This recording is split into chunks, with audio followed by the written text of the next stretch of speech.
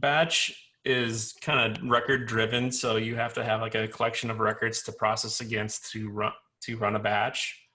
And that's really good for like doing updates across all your data for a single object. And then once you have an instance running, you can access other data outside of that record, but it's still you're starting with that initial record. Queueable, however, it does not require a record to start.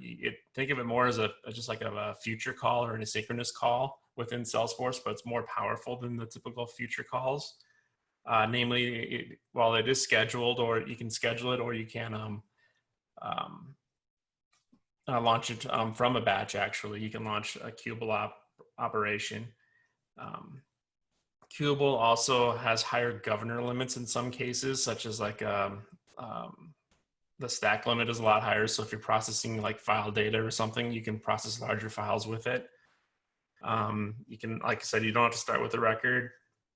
Some of the differences between them, batch, while you can do batch chaining, so like when one batch stops, you can start another batch. Salesforce frowns upon that, and they are starting to crack down on that practice. Especially in newer orgs, we're seeing that. Whereas Queueable, it does allow for unlimited number of chains. However, you can only have 5 consecutive chains queued up at one time, but as one completes, they can queue another indefinitely. And you can also, with batch, I think you can only have 100 scheduled Apex jobs at one time, whereas Queueable, you can only have 2.